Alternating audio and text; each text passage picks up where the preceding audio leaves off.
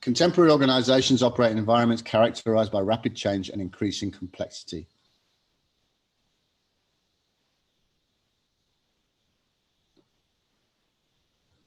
Some historians believe that our world is undergoing a transformation more profound and far-reaching than any experienced since the Industrial Revolution.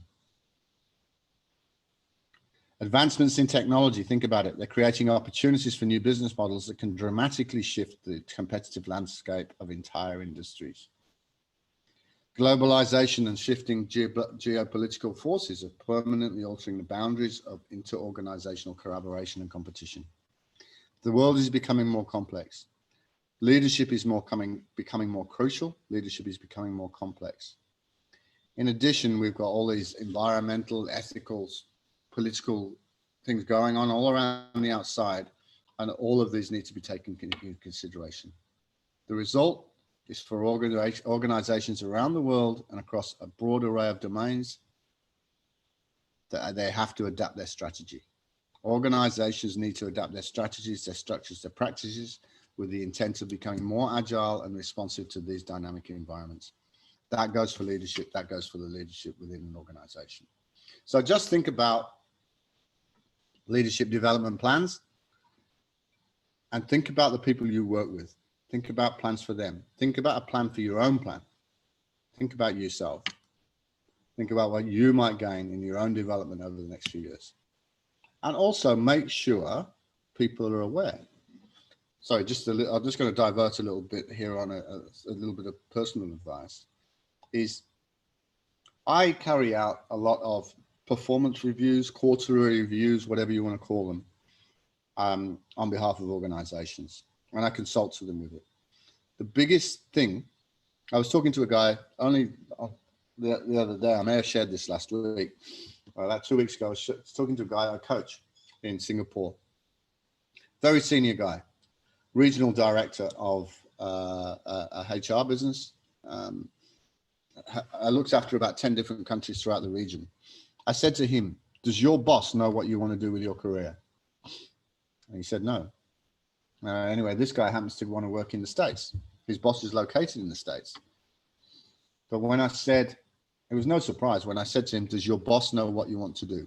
Because I asked him the question, and he actually said to me, I'd like to go and work in the States at some stage. And it was just fundamental. I immediately said, does your boss know that? He said, no. So think about it. Do you know, are you aware of the career aspirations of the people working your team? And are the people around you, are the people that can influence your sphere of operation, do they understand what you want to achieve in your career? My guess is half the people on this call will have half an answer on that. Think about it. If your boss doesn't know where you want to go, how are you going to be there? How are you going to be picked up for the opportunity that comes your way that would be the ideal opportunity if your boss doesn't know it's the opportunity you want? If you want to go to the US and your boss is aware of positions in the US, but you're not, how are you ever going to become aware of them? How is that ever going to be a natural development path for you if people aren't aware? Okay, a few really, I'm not going to spend any time here. This is really about some of the references that will be in your papers as well. So you've got reference to all this sort of stuff, but just a quick bass quote at the bottom. When an organization must be changed to reflect changes in technology, the environment, and the completion of programs, its leadership is critical in orchestrating that process. We've talked about this a lot, just really important. Organizations are designating leadership as a top strategic priority and potential source of competitive advantage, and are investing in its development accordingly. Now, that was a quote from 2009. Things haven't changed. I would say things have become even more crucial because the markets have become even more complex. For example, 2009, think about that, 2009, almost a quarter of the $50 billion that the US organization spent on learning and development was targeted at leadership development. I'd say that ratio quarter of learning and development budget is spent on leadership. I would say that ratio probably hasn't changed since that study. Despite the fact that organizations are increasing their investments in leadership development, there is an emerging consensus that the supply of leadership talent is insufficient to meet the leadership needs of contemporary organizations. Think about it. Organizations, industries are short of leaders. It's as simple as that, and it still remains the case today. According to a survey of 1,100 US-based organizations, 50% of employers report a dearth of leadership talent. 56%, sorry. So 56% of employers, so 56% of companies in the US report a dearth of leadership talent. That means a lack of leadership talent. And 31% of organizations expect to have a shortage of leaders that will impede performance in the next 4 years. Exactly the same today. That was a study done some time ago. It is exactly the same today. Organizations, think about the world now. Think about the complexity that has been introduced in a lot of industries, even just due to COVID and the whole turmoil situation that we find ourselves in. As economies start to pick up, as the tide starts to change, as we get the opportunity to start growing our leadership, our organizations again, quickly and effectively, well, you know what? How important is leadership talent? It's going to be, in my view, it's going to be more important than ever, without a doubt.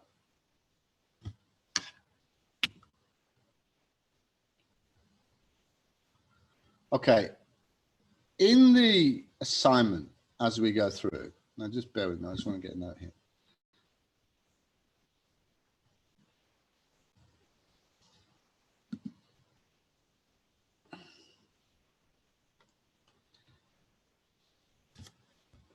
The assignment, as we go through, is going to talk about a leadership analysis framework. And it's going to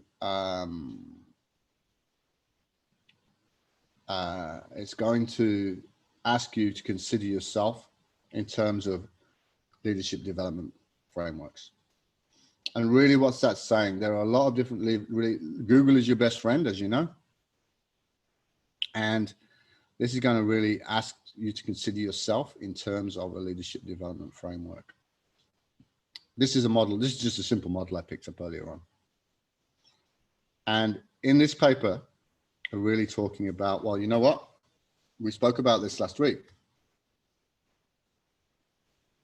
An effective leader, firstly, lead yourself. Leads people,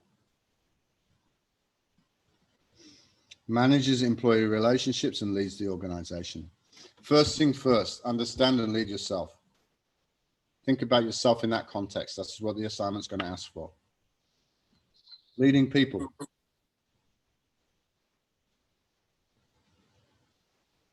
Leading the organization and the manager-employee relationship. All interdependent or crucially important. There's also a reference here. If you could pick that up and share it, would be great. To a good paper on the leadership framework, which you can actually take a look at and refer to during. You could potentially take a look at and refer to. Are you able to pick that up?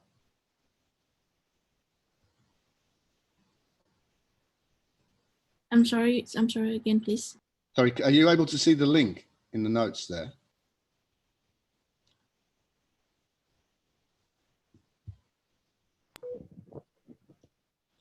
You see it? Yes, sir. I saw it. Yes, sir. Yes, sir. Okay. Okay, good. Yeah, maybe just take a picture of it or whatever. That's a link to quite an interesting paper on, for some reason, it's not giving me the chat capability. For some reason, WhatsApp is not, Zoom is not giving me the chat capability, and I'm trying to, I wanted to share this with you.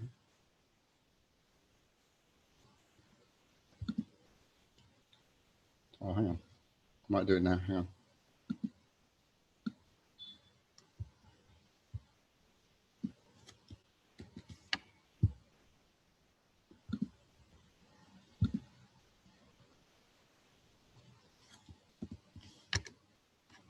There you go. There's sorry, I've worked it out now. I won't have to keep asking you, hopefully. But there's this analysis framework is in the context. It's an Australian paper. I just find it interesting to read. As I say, there will be something about leadership analysis and then leadership analysis frameworks on the assignment as we go through. Okay, let me just go back to presentation mode. And we're nearly at the end of this module. The second module is not a big module, so we can go through fairly quickly. I just wanted you to be aware of that. Okay. A survey of 13, I don't think this has changed. A survey of 13,701 managers and HR professionals across 76 countries found that individuals' confidence in their leaders declined by 25% from 1999 to 2007. Forget the years there, but essentially this has continued, and that this trend has also continued, I believe, through the current circumstances that we're in at the moment. 37% of respondents believe those who hold leadership positions fail to achieve their position's objectives. You know, when we think about leaders within our own organizations, often our glass is, this is an Australian expression, so apologies if it doesn't translate, but our glass is often half full, right? We automatically think about a little bit more negatively. And think about it. Think about let's say you appear in a job tomorrow. You have 200 people working for you. Day one is tomorrow. How do you get that engagement straight away? It's not easy, right? People tend to think negatively rather than positively first in any engagement like that. So just think about it in that context. There's a company called Data. They allude to an emerging leadership talent crisis where the need and demand for leadership surpass our ability to develop effective leadership talent. I would say that has happened. We're in a situation now globally where I think there's no doubt between organizations, it's pretty much common thinking that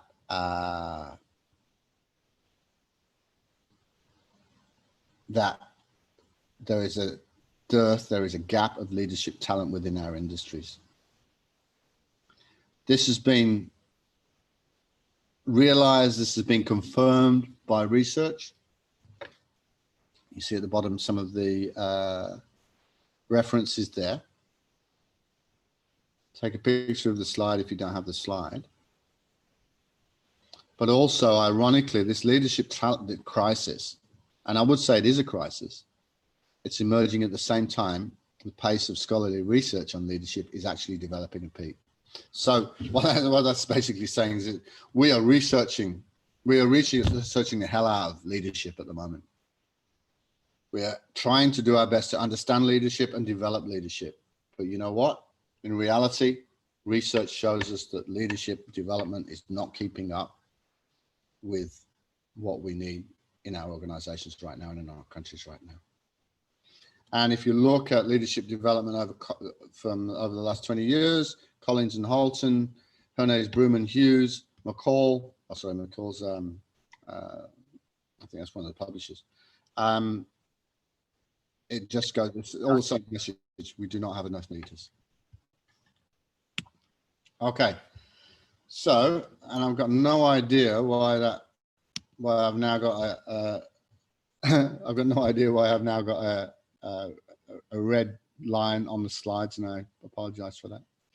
But now we should be in a situation, I'm going through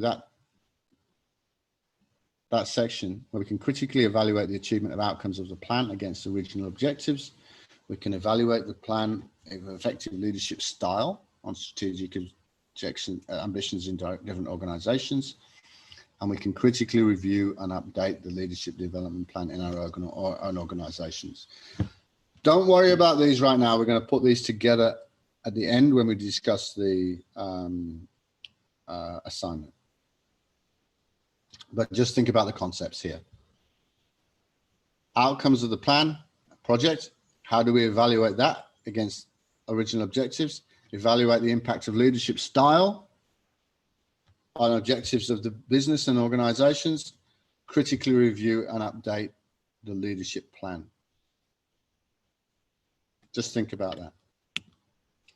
Lots of lovely references for you. It's all in the material that you have available. Some of it is complex. As you'll see, there's a lot of repetition in a lot of this stuff.